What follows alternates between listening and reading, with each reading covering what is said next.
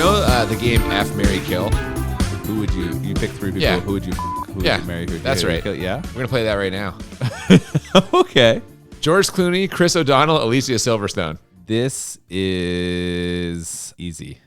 I would kill George Clooney. Oh, wow. I would have sex with Alicia Silverstone. Uh-huh. And I would marry Chris O'Donnell. And I bet he'd make you very happy. I think so. You like NCIS? My favorite of the many hundreds of crime dramas. That's so interesting to me. That's not how I thought that was going to go. How would you rank that one? You marry Clooney. He's a fucking multimillionaire. Kill Chris O'Donnell in a heartbeat. Just in a heartbeat, right away. You have Silverstone, you marry Clooney, and then, he'll parade you around like one of his trophy wives, and then you just, I guess he only has one wife, but you know what I mean. I feel like Clooney feels way too high on himself. Like, I couldn't take him seriously. I feel like you could have a laugh, at least with Chris O'Donnell. And you know what could help Clooney with those feelings? Watching this fucking movie. I'll take that win right out of his sales. Yeah. Welcome to Bad Movies and Beer. I'm Cooper. I'm Nolan. And as I'm sure you know, since you're listening to us right now, we're talking about Batman and Robin today. What a piece of shit this thing is. Oh my goodness. As 2 probably giant Batman nerds. Oh my God, we were comparing who owns more Batman graphic novels fucking like 30 minutes ago. This is a fucking travesty. It is not good. And the nice thing at least is some episodes are controversial. We started the season Back to the Future Part 2. That was a controversial choice. There is no controversy about this. This is widely considered to be a complete fucking disaster. Yeah. Including by George Clooney himself. Oh, maybe I made the wrong choice earlier. He recognizes that this is a piece of shit. Oh yeah, apparently I actually saw an interview recently where he won't let his wife watch this movie because he wants her to have respect for him. That's his exact quote. Well, that's fair because after watching it, I had 0 respect for him. Yeah, it is real bad. And we are going to go through just all the ways in which it is. And to do that, I'm going to need a drink. So... to relive it, even God, just to dude. talk about it a second time. I hadn't seen this since I saw it in theater for $2 and never thought I would see it again. But of course, this podcast brings me so many delightful moments. That we're back again. But I agree. I think we need this beer to help us get it down. And I'm really excited for this one. Normally, I wouldn't be. But because this movie is so shitty, the fact that we're drinking a double IPA today, I'm like, fuck yes, bring it on. Yeah, this is Black beautiful. me out. Just get me out. Get this out of my brain. Let's just do it. What do we got? So we're drinking a beer called Master Bruce, which is perfect for a Batman movie. It even has a sort of Gotham City skyline on the can. But instead of the bat symbol, it's a giant W in there for Willibald. This is a fantastic craft brewery out of Ayr, Ontario. This is a very small town. Yeah, this was released a couple months ago. This beer, I don't know if they still have it or not. It might be a limited time offering, but you fucking love this brewery. Yeah, I really, really enjoyed myself. So this is a brewery / distillery / farm where they grow a lot of their own resources, and then they also distill their own liquors and make their own beers. They also have a large restaurant and outdoor eating and drinking area. It's really, really cool. Everything I've drank from Willibald, and I've had a lot of their beers now. They make a lot of double IPAs. It seems like that's kind of their trick. Like they prefer that in the IPA range. So really excited to drink this again. If you have not and you can get access to Willibald beer,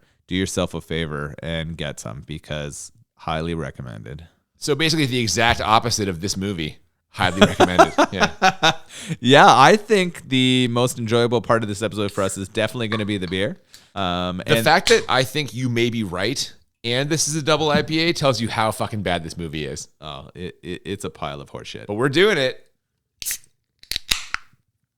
So we open with the WB logo, which suddenly morphs into a frozen version of the Batman logo. And then that breaks and we get like a fiery red sky.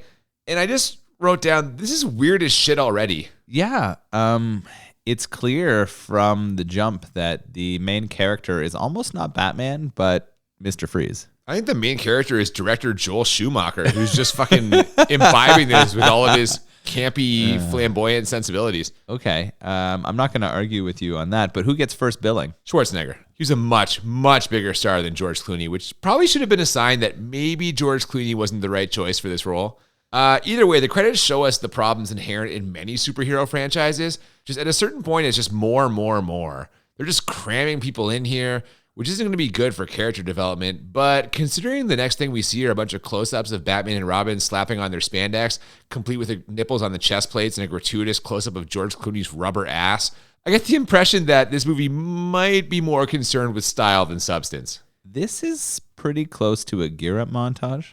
Close enough that it got you excited? No, it is brutal. What are they trying to go for here? You've described it already as campy, and it is this early in the film. Like some of the first shots that I'm like, where are we going with this? Are they going for a classic Adam Westy campy style Batman? And I'm kind of hopeful maybe that's true. I mean, if nothing else, they're clearly going for a colorful version of this, you know? And right on cue, we get a glow-in-the-dark Batmobile, a.k.a. the least practical stealth vehicle ever. But man, chicks dig the Batmobile. They like cars. They throw out this line. I want a car. Chicks dig the car. This is why Superman works alone. And it is just facepalmy. Yeah, this is the first line in the movie. We're 2 minutes into this thing, and this movie has lost all credibility. I'm serious. It starts on a really bad note. And then we transition to Alfred, like a key part of the Batman franchise. Yeah, old ass Alfred. But he's looking not so good. He kind of looks like he's in pain. Something's going on here. Oh, yeah. He tells Batman and Robin to be careful, and then he starts, like, dying, I guess, just, like, right away. This is weird because very quickly it's setting a tone of campy. Then we try to connect with Alfred on some pain and sort of serious issues. As this movie goes along, we're going to get a really poor juxtaposition of those two things. Yeah, I mean, with Alfred, he's been this same actor has been Alfred in all of the Batman movies up to this point. So he's got some kind of like residual credibility they're really playing off of. They're trading off that. Like if he was a different actor and they were seeing him for the first time, no one's going to give a fuck that he's like old and sickly. But because like we've actually spent time with them, it actually kind of maybe causes you to invest a little. Side note here. Everything Chris O'Donnell says in this movie makes me want to punch him in the face. Is it just me? It's not just me, right? So I felt the delivery of all three of our heroes in this movie were just absolutely fucking horrendous. And I felt Clooney was more egregious than O'Donnell. Oh, is that why you didn't want to fucking marry him? Yeah. Yeah. Okay, that's fair. En route to a crime scene, George Clooney, Batman, gets an extremely monotone briefing from Commissioner Gordon. Gordon's got a ton of information that I guess Mr. Freeze just like told him or something. Speaking of Mr. Freeze, we see Arnold Schwarzenegger in the Gotham Museum of History looking like a giant tube of toothpaste, cracking terrible puns with a bunch of goons dressed like post-apocalyptic hockey players. They have skates and sticks and everything. This is already 100 times worse than I remembered. I watched this movie in theater. We already kind of shared that. And I left feeling like it was fucking shit. Like I was upset at spending $2 on it when I went and saw it. What's funny, though, is I remember watching it back then and hating Schwarzenegger's role. I actually felt watching this again that some of his lines and delivery were probably the only things that stood up with this entire Your thing. appreciation for Arnold has grown over time. Admit it. Just like your appreciation for IPAs, my appreciation for Arnold is growing through this podcast. I am learning to appreciate both his delivery and timing and the way that he sort of emotes into things. So like both of us are growing. You and IPAs and me and Arnold love. Well, you're wrong about the IPAs, but you're not wrong about one thing. This is real bad, and it gets even worse. George Clooney arrives through the ceiling, introduces himself, because although everyone must know Batman, they have never actually met. Bruce Wayne is nothing if not formal, apparently. And then he slides down a fucking dinosaur to dropkick Mr. Freeze. And then we're going to get dinosaur puns later. But yes, so they're in a museum. We get this horrible slide on a dinosaur. It looks like they're trying to do like a cool kind of like parkour or snowboardy kind of moment. The music starts up and we start getting a fight with Mr. Freeze and his hockey goons and Batman and Robin. And it is horrible. This is where I'm like, they are throwing back to the Adam West era. This feels really like it should be out of there. But the Adam West era was better. Yeah.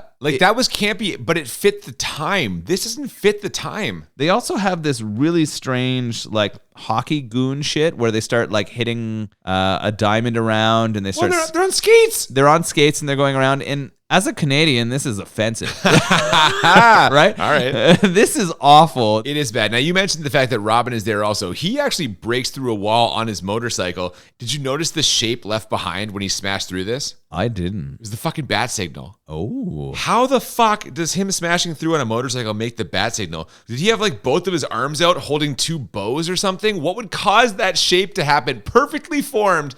Fuck you, Joel Schumacher. This is complete bullshit. I don't know a lot about Joel Schumacher. What are some of the films he did sort of around this or before it or after it? Like, did he get any jobs after this? Because if he did, I would be really surprised. It seems like he really shit the bed with this one. Oh, yeah. He directed fucking 8mm with Nicolas Cage, and then he directed the shitty Phantom of the Opera movie. Great stuff, Joel. Oh, my goodness. So he was struggling at that point. Fuck, I was struggling at every point during this movie. You mentioned the hockey fight scene. It's bullshit. Batman and Robin at one point activate their fucking bat skates by clicking their heels together like goddamn Dorothy in The Wizard of Oz. During all of this nonsense, Mr. Freeze grabs the giant diamond and takes off in a rocket ship. A fucking rocket ship. Hold on. Wait a minute here. Did he build the fucking rocket ship in the middle of the museum? I'm going to clarify a couple points for you.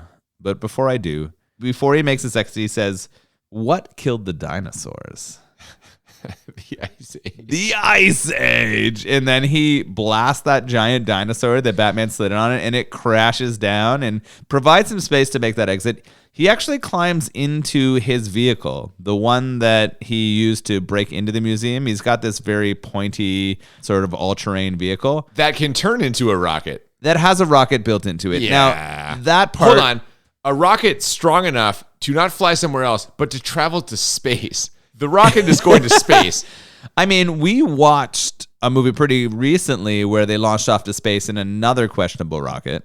Flash Gordon. Yes. Yeah. And this has very similar vibes to that. But I would rather watch Flash Gordon every day for the rest of my life than watch Batman and Robin one more time. I'm just putting that out there. Like, full disclosure. Well, do you feel differently? No. That's Are right. you kidding me? Flash Gordon was my first crit 20. That movie is a fucking gem. Right? I will forever be happy about watching Flash Gordon. Watching this twice is enough for any lifetime. Well, Mr. Freeze has the gem, the big one. He's on his rocket ship heading to space. Batman and Robin jump on it, and Batman even manages to get inside. But Freeze gets the drop on him and bails out with the diamond. Luckily, Robin is still hanging on, although when he pulls himself up into the rocket to save Batman, Batman is not exactly happy to see him. Their relationship in this is like strangely antagonistic. Yeah, they are really butting heads. It's at this point, like as they take off in the rocket and they try to head up, we see some wire work. They're kind of shooting wires and getting pulled into different places. Like you'd see on, say, a Broadway musical? Yeah. Yeah. It gets really dancey or really floaty. It does not come off as action in any way. And it really adds to that campy vibe that you were describing before. Oh, yeah. Now they need to blow up this shuttle, and they set a bat bomb to do it. And then they escape by surfing through the sky. They use the escape hatch doors as surfboards. And not only do they catch up to Mr. Freeze, but they just happen to find some buildings with slanted roofs to slide down. This is unbelievable. This is worse than the surfing scene in Die Another Day. Oh my God, by a hot mile. You have Chris O'Donnell screaming cowabunga as he flies out of a rocket ship on a door that looks like a fucking surfboard. The delivery of the lines between O'Donnell and Clooney are so bad. Not good, no. It made me start questioning whether everything was a one take. It was so bad, there's no way that was the best of a group of takes. Like, they were really running short on time, I think, when they made this, because most of the lines delivered by Clooney, O'Donnell, and Silverstone just drop so flat. That's why they call him One Take Shoemake. I hope that is his nickname. I don't think so. That'd be great. Mr. Freeze ends up escaping somehow after first freezing Robin. Stay cool, bird boy. And from there, we cut to like a greenhouse castle. This was like a castle in the middle of Europe, but it's also a greenhouse. Aren't they in South America? I don't know. Maybe? I think they're in South America. We kind of have like a crazy biologist woman. Yeah, it's Uma Thurman looking the worst she has ever looked ever. I'm serious. Like, they did a good job of scuzzing her up and making her look frumpy. She's an insane botanist, and she's trying to use a chemical serum called venom to weaponize plants. not so humans can use them as weapons, but so they can fight back against humans. She thinks that humans are the problem. I mean, Ahead of her time. Yeah, she was definitely ahead of her time. We are the cause of most of the Earth's problems. Let's not get too dour here. We're trying to fucking entertain people with a beer and movie podcast. That's fair. But you see where she's going with this line of thinking. So she's getting real dark real quick, but we're about to get even more dark. Yeah, because some other scientist is also experimenting with venom, only he's testing it on humans, not plants. It's a plan to create like a super soldier that he can sell to the highest bidder, and he's down to his last volunteer, a convicted murderer who, after having a whole tank of venom injected right into his brain, turns into the supervillain monster we know as Bane. Not like the brilliant, intelligent one from the comics, but instead a mindless meathead who pretty much can only say his own name. So, well done, screenwriters. This is just horrific. The Bane in this has no kind of rational thought. It's more like... I guess we describe it like Frankenstein's monster, right? Like that's what it seems like to me in here. And very quickly, it sort of breaks free from where it was chained down when it was created and causes some problems for its creator, right? Yeah, before that happens, though, Uma Thurman sees all of this. And so the scientist tries to kill her by pushing her into a table full of chemicals, which seems like the least efficient way of doing that. And sure enough, it does not work. Meanwhile, back at the Batcave, Batman and Robin watch the hilarious video footage of the accident that caused Mr. Freeze to need his Sub-Zero suit.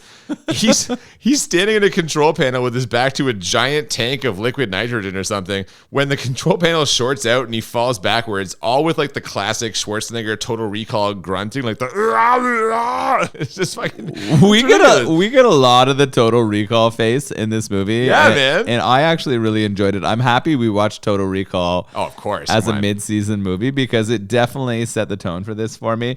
I love that they call him a 2-time decathlon in the Olympics and a Nobel Prize winning biologist. Oh, for sure, man. So we're not dealing with some like schmuck here. This is like one of the best athletes and best minds in the world here with Dr. Freeze. After this happens, Batman and Robin argue some more, and Alfred lets Bruce Wayne and the audience know that he's not going to be around forever.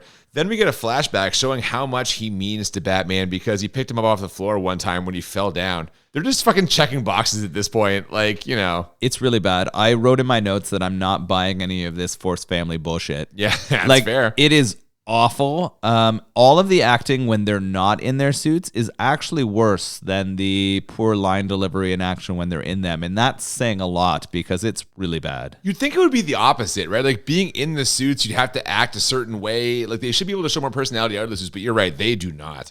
We're back at the South American science lab now. While the mad scientist celebrates closing his Bane deal with an unnamed bidder, Uma Thurman rises from the grave, like literally, she comes up out of the ground. Only now she's A, a redhead, B, full of venom, and C, she's talking like a lady from the 1920s.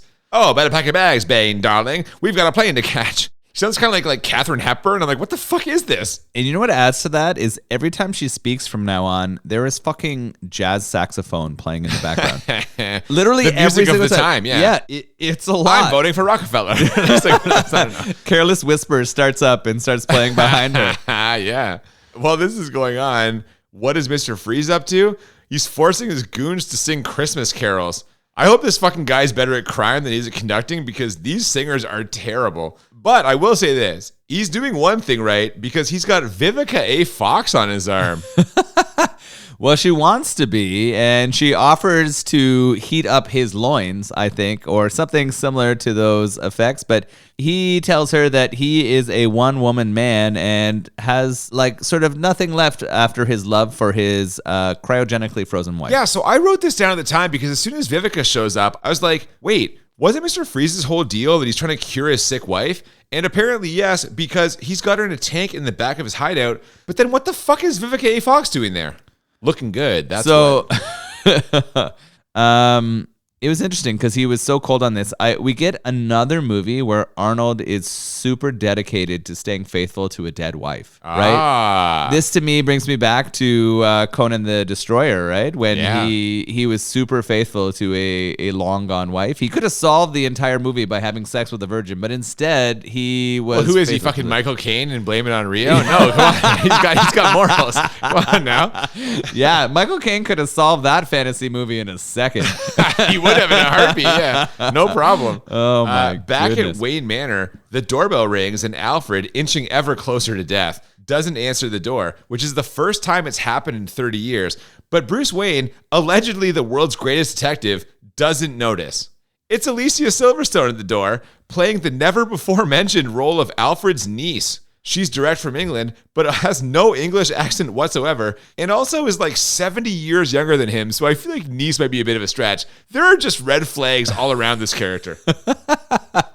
I wonder if there are some takes of her trying British accents and they just went really poorly. I would love to see I was going to those say, out it there. might have been a good move in hindsight, because based on the caliber of acting we get from her later in this movie, who knows? Yeah, we know very quickly that she's going to be more than she appears to be. Every action scene and every time we see Batman and Robin or anyone like that, it's cheesy as fuck. Oh, it really is. Right? Yeah, for really, sure. really bad. And then we're getting more of this building of drama when they are in their non-superhero persona. And this is not working for me at all. I believe it, man.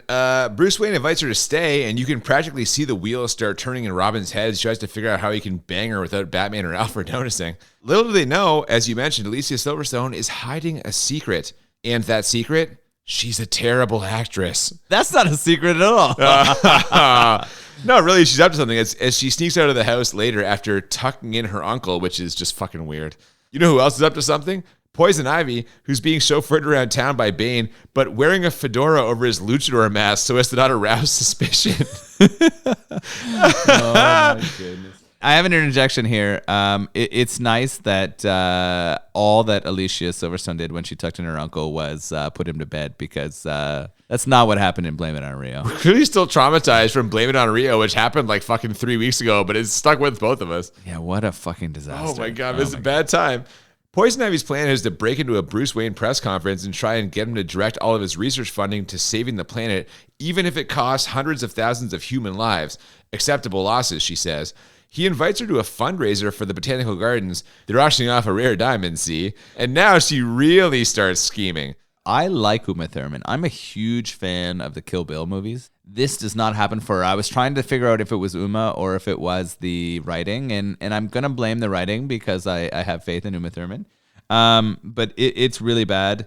When we switch back to Freeze, I start trying to ask questions about, do I like the Mr. Freeze makeup? Like, do I like the sparkly thing? I don't think so. No. Yeah. Like, for a moment, I was like, this is kind of... No, it sucks. He's spiraling really badly as he watches old video footage of him and his wife. One of his henchmen comes to let him know about the fundraiser, and although Freeze is interested, this henchman gets frozen for his trouble. When he freezes his goon when he's watching this, he throws out almost a fourth wall breaking comment. I hate when people talk during the movie. Yeah. Right? And that's when and it's kind of weird, right? Like, That's a stage play thing too, though. Talking to the audience like from the fucking stage. Joel Schumacher is directing this like it's a goddamn play and not a movie. You're right, and this isn't the only time that this happens in the movie. Like, this is going to happen more than once. So it's interesting. He's going through this dark time, Mr. Freeze. He's thinking about the past, and he freezes someone even though he has the key information he needs to finish his global freezing device. Well, and even though Vivica A. Fox is right there. Move on, man. Well, I mean, other women are going to come up to him too and offer him the world, but true. He's stuck. This is all building towards this fundraiser and is a jungle-themed affair, complete with tribal dancers, people in gorilla suits, and some sort of bachelorette auction. One of the gorillas interrupts this by seductively removing its costume to reveal Uma Thurman, who somehow hypnotizes the men in the room, including Batman and Robin, with her pheromones. This party is fucked. The entire thing is super problematic. You don't like old rich white men bidding on ladies that they're going to almost certainly like later against their will? Yeah, no, that part, the fucking racist tribal costumes and dancing. I was happy when Poison Ivy showed up to break this shit up. And this is where she introduces herself as Poison Ivy and enters the Bachelorette auction, which quickly gets out of hand as Batman and Robin each raise each other several $1 million. $1 million. $2 million. You don't have it. $3 million. I'll borrow it from you. $4 million. This all ends with Batman pulling out a credit card with a cash register noise. The name on the card says Batman, the expiry date, forever. Boo. And then he says, never leave the cave without it. Boo. This movie sucks. I was shouting at the fucking screen. So bad. When he pulled out that fucking credit card, I was incredulous. I was losing my mind. I was like, are you fucking kidding me? Yeah, how's Poison Ivy going to swipe that credit card? Right through her. I was trying to think of a sexual plant part, but I couldn't come up with it. Well, lucky for you, Mr. Freeze arrives just then and tells everyone to chill. He's there for the diamonds, obviously, and as Batman knocks his freeze gun out of his hands for like the 7th fucking time, I'm like, maybe build a gun that attaches to your suit, Freeze. I'm just thinking out loud here. We get into another fucking cheesy as fuck brawl. They're dance fighting. They are. They're fucking dance fighting. Yeah, this is choreographed. It does not look like I mean, there's no way that George Clooney can fight. We know that. The man is not a fighter. I've never met him. I would take my chances. If it was like I had to beat up George Clooney to survive, I'm like, you know what? Let's make plans for tomorrow because I'm going to still be alive. And I think that's fair. I don't think George Clooney is tough. He's never going to hear this. But There it is. if he heard this and wants to challenge us, Hey, come to Canada, George. I'm not afraid of you. I'm not. He's probably too comfortable with his wife and many millions of dollars, but that's okay. You could have been his wife and you passed. Yeah, I don't want any of that. I Very told Chris you. O'Donnell, Yeah. like an idiot. Really? Out of all three of those, I think it's the best choice. That's the worst choice. Mr. Freeze ends up grabbing the diamond from Poison Ivy while Batman and Robin engage in another fucking terrible fight scene, like you said, and then escapes after saying, "Cool party." You think Mr. Freeze has someone on staff to like write all of these like cold puns? Like, does he have a guy, one of his goons in charge of that, like making material? No, man, he's a fucking biologist genius. He's also competed in 2 Olympics as a decathlon. That guy can come up with quips like it's no tomorrow. Well, apparently Kane's got fucking 8,000 of them. Batman and Robin chase him by driving their cars along the world's biggest statue.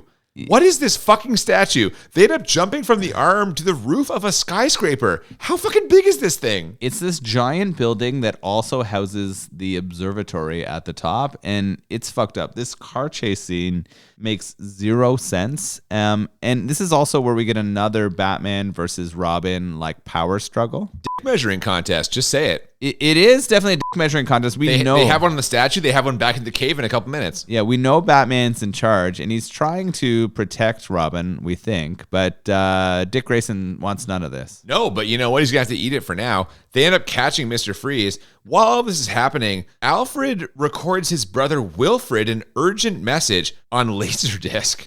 No, I'm just kidding. It's on CD-ROM. 97. What a year. Bruce Wayne interrupts him, looking for guidance and also to have another mini flashback. And it seems like he might finally be realizing that Alfred is not long for this world. There's a lot that happens through this section, and most of it is fucking garbage. There's no way that Clooney could land on Arnold, and Arnold would not be able to get up. You're so anti-George Clooney. I have this for the ending conversation of this episode. Bennett? Yes, we're gonna get into this because Richter? Yeah, this Clooney? is coming up. He is going on the name of lists of people who cannot fucking touch Arnold.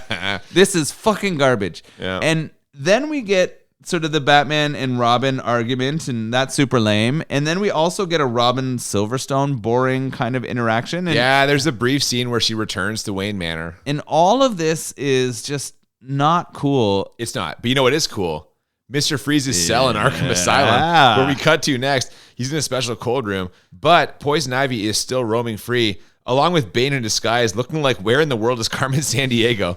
This fucking trench coat and hat that Bane is wearing is ridiculous. He has a fucking mask on his face. Anyone who sees his face would know right away who it is. No, it's the Carmen. worst disguise in the world. It's amazing. I love Bane here. I like how Mr. Freeze tries to escape from his cell in Arkham, but as soon as he gets away from the cold air that's provided through a hole in the ceiling, he starts to choke and do his infamous like Arnold face. This Total Recall again. Like when he's on Mars. He definitely gets into his Total Recall face again, and the guards laugh at him, and we know that this is a mistake. Anytime you laugh at a villain and you are a like secondary character, you're fucked. Well, did you notice who one of the guards was? No. Jesse the Body Ventura. Really? That's right. Star of The Running Man, Predator, and apparently Batman and Robin. He wasn't the one with the eye patch, was he? No, he was the other one. Okay, Yeah. so he's the other one. I did notice the guy with the eye patch, and that's why I didn't connect. I But think he's from Beer Fest, but I could be wrong. He may be a little too young for that. okay, all right. But, Back to Poison Ivy and Bane, they enter a closed-down Turkish bath and quickly displace some kind of like Dayglow gang.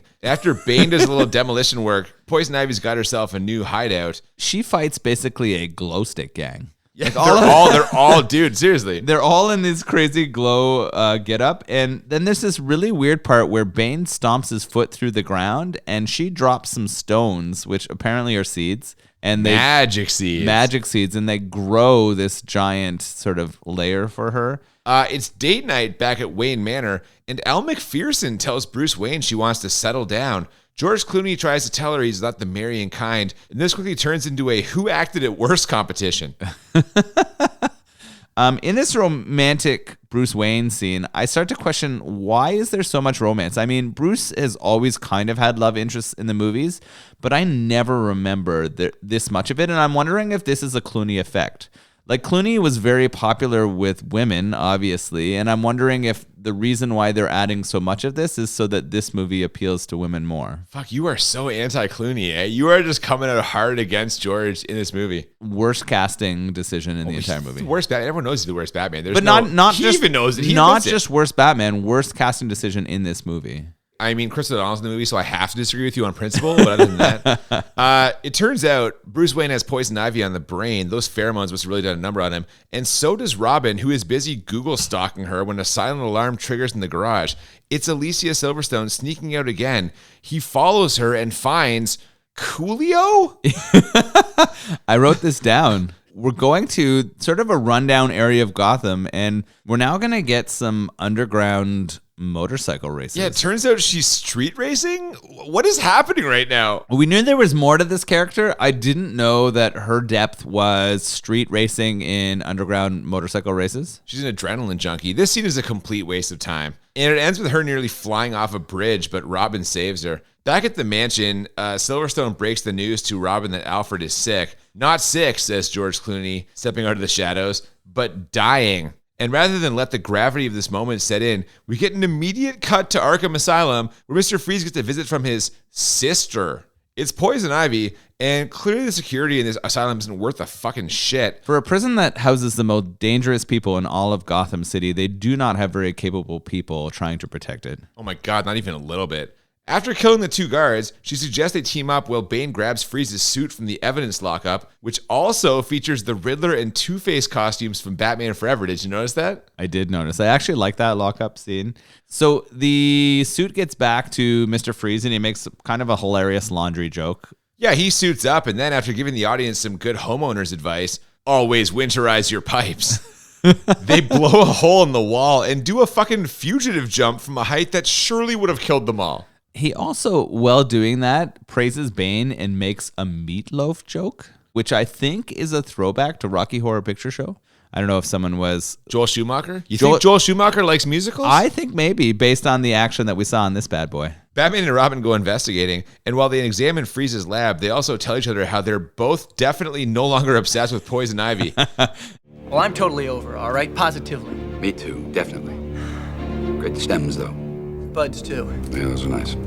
If these screenwriters ever worked again, the studio who hired them should be ashamed of themselves. They are fucking horrible. They kept bouncing from cheesy as fuck action scenes with nipples and sound effects, and then very serious but nobody can believe like family drama. You're not wrong. This thing's all over the place and not in a good way. Anyway, Poison Ivy and Freeze are also at the lab, and while he goes to retrieve his tech, she lures Batman and Robin down to the basement where Bane is waiting to throw them around like Swamp Thing. It's a pretty accurate comparison because for some reason Bane is green now. Did you notice that? He's fucking green. Yeah, that poison that's running through his veins is starting to turn his body into different colors. They basically just puffed up a suit of air in a scrawny guy, and they're having him chuck around Batman and Robin, and it's worse than most of the other action scenes in this movie, which is saying a lot.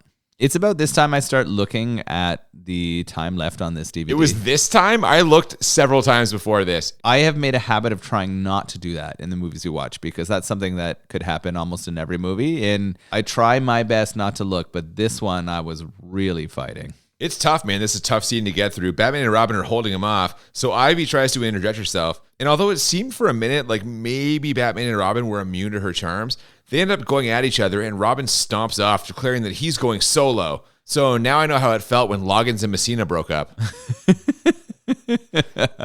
So the only thing stuck in my brain right now is some great jazz sax. It's still going. Every time she talks. Every time she talks, it comes out, and I can't think of anything else. We see her continue some of what she's doing by kicking the electrical cord that attaches to Frieza's wife's cryo chamber. Yeah, but that's just to get him to bring in a new ice age, which would allow her to play the role of Mother Nature and rule the world with her mutant plants. We got to look at one of these mutant plants, and this is one of the shittiest creature effects we've ever seen. It looks like a really poor or miniature version of the Little Shop of Horrors plant. Oh my God, absolutely, yes. And that movie is hilarious. That's a good movie, but this one, not so much. I'd rather watch that movie every day for the rest of my life than watch this movie one more fucking time. How many times have you said that so far? Twice? Name a movie. I bet I'll choose that option every single time. Every single time. This has got to be one of the worst. Coincidence time. Oh, no. It turns out that the reason Alfred is dying isn't that he's 150 years old, but that because he has McGregor syndrome, the same disease that Mr. Freeze's wife had. Is this made up? McGregor syndrome? Yeah. I don't know. I'm not a medical doctor. But this means that if Batman and Robin can stop sniping at each other long enough to find Freeze and get his research, they just might be able to save him. Meanwhile, Alicia Silverstone has a mission of her own to find Uncle Alfred's brother and deliver his disc of secrets. And his brother Wilfred. Who Creative naming. Well done, screenwriters, again. She's like, well, I'm the next best thing. I'm a relative. I can open this up. And so she picks the lock and takes out that laser disc, which is actually just a CD, and puts it in and has to figure out the password to get all of this information. It's ridiculous. It's just the fucking nickname that he used to have for her mother. It's a shortened version of her first name. All of Batman's fucking secrets. All of his secrets are encrypted with the password PEG. Peg. Short for Margaret. Are you fucking kidding me? I mean, it's a weird shortening for sure, but I think it was pretty common back in the day. I mean, they just would go with it. Like it had something to do with the way she but oh, no. What on earth? You can't sit out the whole Blame It on Rio episode and come with this fucking hard-ass shit right now. Yeah, well, I will.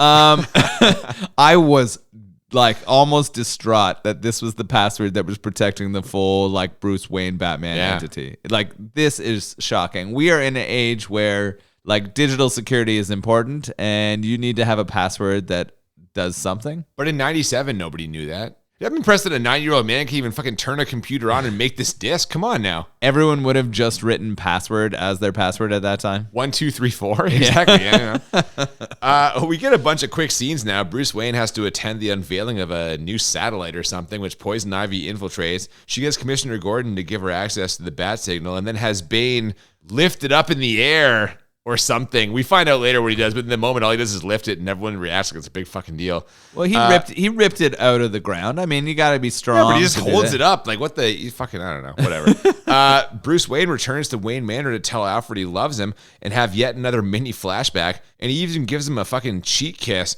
I really hope McGregor syndrome isn't contagious, or else, Batman's in a little bit of trouble. Just because Batman made out with Alfred doesn't mean he's going to pass along the like strange disease that he's captured. Here's how I can tell you're getting bored with this fucking movie. You're just making shit up now. That's where we're at. It is so bad. We'll get to ratings as soon as we get through this. Let's get through the rest of it. We're going to get there, but this has got to be one of the worst things we've seen on this It's not good, man. It turns out the whole thing Poison Ivy was doing with the bat signal was swapping it out for a Robin signal as yet another way to churn up animosity between Batman and Robin. But there's one thing she didn't plan on. George Clooney's ability to give a rousing speech. So I'm asking you, friend, partner, brother, will you trust me now? And just like that, they're back on the same page. Admit it. You've been anti-Clooney this whole time, but that speech, it won you over, didn't it? This speech was garbage, along with every other delivery that Clooney and or O'Donnell shared in this entire fucking movie. The only man who pulls off any lines in this movie is Arnold Schwarzenegger. I mean, I won't fight you on Arnold being great because he is, although this is maybe his worst performance ever. Oh my God. You're going to claim this is his worst performance ever? Name a worse one. I dare you. What's the strange movie where hell comes to like real life and he's in a End of Days? Yes. I'd rather watch End of Days every day for the rest of my life than watch this fucking movie again. I stand by this. But you can't think of a movie that I wouldn't. I would watch Blame It on Rio every day for the rest of my life and watch this shit again. This movie is awful. Okay, I'm not saying that this movie is better than End of Days, but as an Arnold performance, I feel like he's maybe better than this in some of the other movies. Well, he's making more jokes in this for sure than he is in End of Days. And they're the only ones that land in this entire movie. Maybe what this is because the whole movie is such a pile of horse shit, the only thing that kind of stands up is Arnold's deliveries. Here's some good news. Not only are Batman and Robin finally on the same page, but Alicia Silverstone has found her way into the Batcave, where a virtual Alfred tells her he saw all of this coming and even made a suit for her, so now she's on the team. What the fuck? Ah! Yeah. They fucking blow this fucking gear up montage again. Just teasing you. It's horrible. I'm so angry. Did her suit have nipples? I actually didn't notice. No. So we're throwing nipples on the male suit, but No, the female suit hang on. can't I'm going have to fight you nipples. on this. And God help me, I'm surprised I'm defending anything about this. But lest Joel Schumacher be accused of only objectifying dudes, we do get a lingering close-up of Alicia Silverstone's ass in the bat suit and a direct shot of her. So on that note, is it a +1 for you or?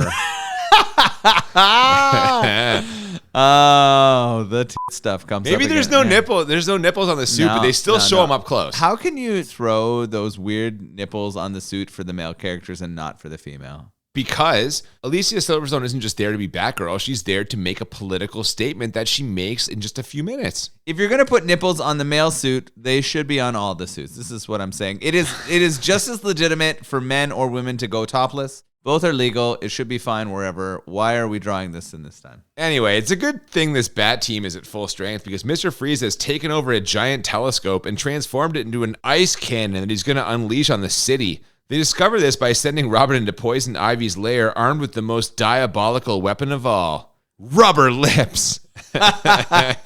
He lets Poison Ivy kiss him where she thinks it's going to take him down. The fact that him just putting on like these small like latex or rubber lips and they don't kill him is garbage. He peels them off and they are very thin. But don't worry, because all she needs to do is give him a small shove and he falls into a bunch of water that he can not get out of again. Well, before this happens, though, she does tell him the whole plan, believing that he's a dead man. But this has all been a trap set by Batman.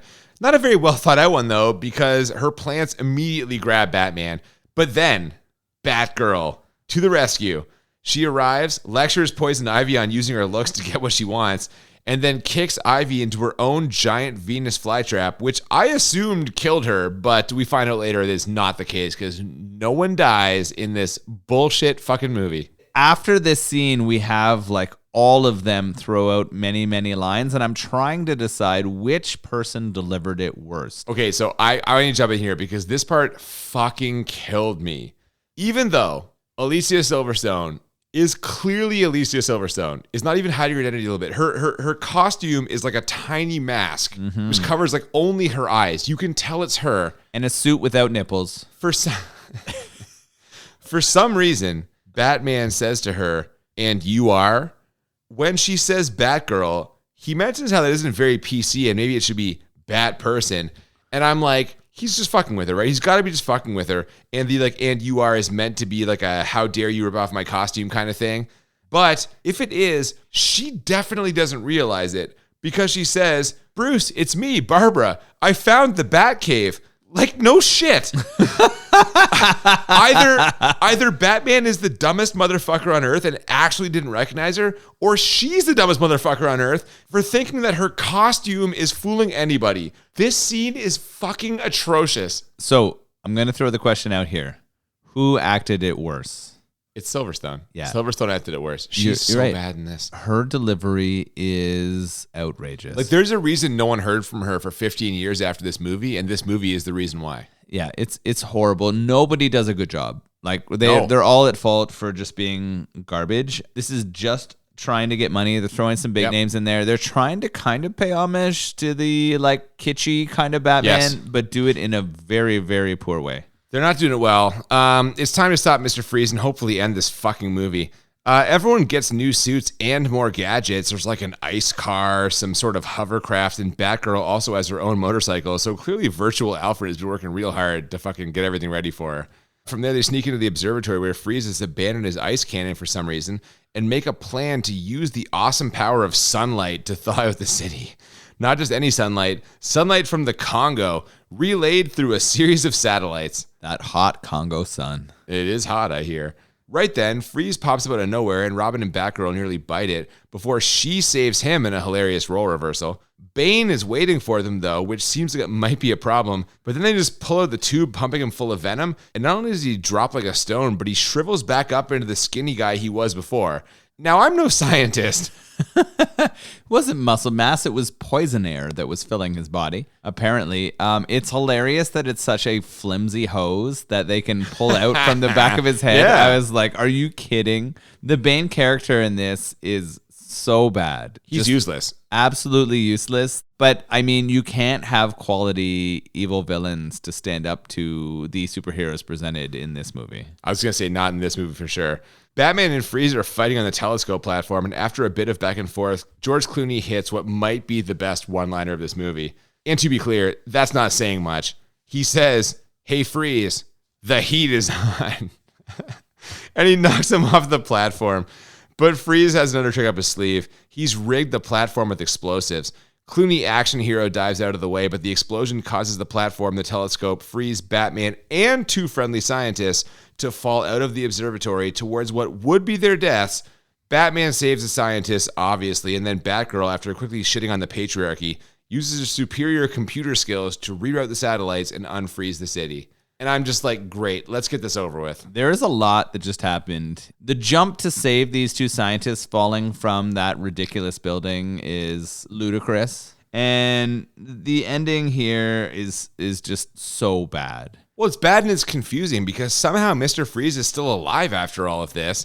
And Batman makes a deal with him. If he shows Batman how to cure McGregor syndrome, stage 1, he'll make sure Freeze can continue his research at Arkham with his wife, who Batman apparently saved at some point. This came out of nowhere. Yeah, so Batman found a way to save her, and he did this, I think, strategically because he knew that Mr. Freeze was an expert on McGregor syndrome. And why is this important to Batman? To save Alfred, of course. They've got a deal. Apparently, Poison Ivy's also still alive. And this part kills me. The geniuses at Arkham Asylum put Mr. Freeze in the same cell as her with his suit, where he will definitely kill her. Mr. Freeze had basically frozen the city, and they go through these series of just pathetic shots of the unfreezing of the city. Yeah, they're real bad. Yeah. There's a police car that opens, and we've got these fiberglass plastic pieces of ice pulling apart. It's worse than Willy Wonka. It feels Willy Wonka-esque, like the original movie, which was made decades before, but the effects are so much worse. I am really, really upset at this point. I don't blame you. I feel the same way. We do get a happy ending, though, back at Wayne Manor, as thanks to Mr. Freeze's treatment, Alfred is on his feet and moving around with all the vim and vigor of a 92-year-old. He's back. You are really aging Alfred here. He's old as fuck. Batman and Robin reaffirm their partnership, and Silverstone announces that this is now officially a throuple, and the movie ends with the three of them in silhouette running towards the camera, much like people in 1997 ran away from the theater after being forced to sit through this horse shit. I'm including myself in that. I couldn't get to my car fast enough. Get me the fuck out of here. It was so bad. I hate that they put their hands on top of each other in kind of like a solidarity or raise Batman on 3. Cheer. Come on. Yeah. Oh, it was incredibly bad. It was so cheesy, so forced, so unnecessary. This movie fails in pretty much every possible aspect. You know what? Let's just go right to the ratings because we've spent enough time talking about this giant turd. We always do this on a scale of 1 to 10. We do it twice. 1 to 10 for how bad it is, 1 to 10 for how enjoyable. And the goal is to find movies that are 10 out of 10 on both scalars. We call it a Crit 20. And I'll tell you right now, it's in play for me because this movie is 10 out of 10 bad. They took a successful franchise and just murdered it with bad casting, bad writing, terrible set design, terrible costumes, terrible staging. Everything about this is bad. It's awful. No one should have to watch this. 10 bad. It's a fucking 10 bad. This is Yeah. the worst fucking Batman movie ever made. I wrote in my notes, I just can't. They've ruined gear up montages. Oh, that's a big hit for you. I cried. The lines, the acting, the fact that they would only take one shot of every delivery, and You can't prove that. You can't prove that happened. if we judged each and every one of those actors on this performance, they would have never made another film. I'm going Or to interrupt you another for thing. 1 second Yeah. because I think this might be the best that Chris O'Donnell can do. And the fact that he isn't in movies anymore, he's doing NCIS, fucking Los Angeles or whatever, I think that proves this is what exposed him. They're like, oh, this guy can't act, get him out of here. The only person who has a performance here that's worth mentioning is Arnold. And I thought you were going to say Alfred for a second. I was like, get the fuck out of here. Come on, man. I wish I did. Vivica A. Fox is pretty good. Let's all just calm down. So this movie sucks. We know it sucks. It's so bad, It's a yeah. 10 bad. How enjoyable for you Here on a we scale of go. 1 to 10? It didn't bring a lot to the Yeah, table. it didn't. man. You're right. It What do you didn't. got? I'm trying to think about how I compare it to other movies we've watched, and here's where we're going with it. It was a 3. You are very generous. Do you want to elaborate on that or no? Can I just go right to mine? Well, it's still a Batman film. It still has characters from Batman movies. Now, hang on. It's still a Batman film. If they shit all over the thing you love, can you just write it off as like, well, it is still this? I think 3 His is... suit has nipples. You're right. It's a fucking 1. Oh, Let's give it a 1. Oh, Jesus. It's going down Yeah. to 1. It is a 10 bad and a 1 enjoyable. This movie fucking sucks. The only thing that makes it stop being a 0 enjoyable is some of the Arnold faces and line No. deliveries. The only thing that stops is we don't have a 0 on a scale. No, Our scale is 1 to 10. I understand that, but what I'm saying is this movie is so bad it could break our scale. Yeah, and you know what? This is one of those rare times where we have the exact same ratings because I also have it as 1 enjoyable. It's so fucking bad. It is not even a little bit enjoyable. If our scale went to 0, I would give it a 0. I don't know what the fuck Warner Brothers was thinking letting this out into the world. Like, I get it. You've had success. You've made money in the last 3. Yeah, you know what? They made money off this one, but like, guys, come on, have some fucking self-respect. The fact that George Clooney has had a career, that guy must have a horseshoe so far up his fucking ass. Yeah, I feel like you have underrepresented him in the guise of this movie. God damn, this is bad. If I have children who are like, can we watch Batman and Robin? I'm going to be like, fuck you, children. No. It's so bad. Yeah. And speaking of bad. It is horrible. Speaking of bad. Don't you dare. Don't you fucking dare. I know you love Willibald, but this beer. Is delicious. I can't drink this beer. It's got all that IPA flavor. It's fucking hop forward. It's all the shit I don't like. Oh, see, that's what fucked you up, I think. You've been drinking too many lagers lately. This double IPA was delicious. It was stronger than some of the other double IPAs that we've drank lately, so I understand why it made an impact, right? Like, I feel that. But I love Willibald. Anything they put out, beer and or other, I'm happy. I know I had a great time at their brewery. They had made a beer, Party Light Lager. Yeah, fucking delicious. loved it. Yeah. Their gin, outstanding. But Yeah. I can't get behind this double IPA. You're just not a double IPA guy yet, and that's fair. As much as I'm shitting on this beer, I have to say, I would drink this beer for the rest of my life before I would ever watch Batman and Robin again. Every day. I would drink this beer every day for the rest of my life in a heartbeat. Oh my God. Yeah, Batman and Robin's so bad. I think 11 is the lowest total I've ever handed out. It's the lowest total possible in our scoring metric. Well, This is the cellar. We have hit the cellar. technically 2 is the lowest scoring metric, isn't it? Nope. Well, because it would be a good It would be a good movie. Yeah, exactly. That's fair, I guess. I understand what you're saying. Luckily, next week we're going to have something different. Next week we have an audience request. As you know, it's November. And the movie that was requested by one of our listeners, Sweet November, starring Keanu Reeves and Charlize Theron. It's our first ever romance movie, unless you count fucking Blame It on Rio. Whoa, shit. So And I don't- Sweet November, Charlize Theron and Keanu Reeves. those are both stars. I normally wouldn't touch this with a 10-foot pole, but coming off Batman and Robin, I'm excited for Sweet November. I may have seen this before. In theaters? Oh, did you take a girl to see Sweet November? I think my wife and I met at one. And you're still together. It's got to be better than Batman and Robin. I guess we'll see, though, for you romance fans out there. That'll be next week, though. If you haven't already, please follow us on social media, Twitter, Instagram, at the BNB Podcast. Yeah, please smash that like button. And if you have any suggestions, feel free to slide them into our DMs or send us an email, thebnbpodcast@gmail.com. Thank you so much for listening. Like Noel said, hit the like button, share, tell a friend, whatever, subscribe wherever you get your favorite podcast. And we will catch you next week for Sweet November. Until then, I'm Cooper. I'm Nolan. And we'll see you next time on Bad Movies and Beer. Keep it Clooney. I'd like to. You wouldn't want to, but I would. Oh, fuck that guy. Strength now, courage always, family above all.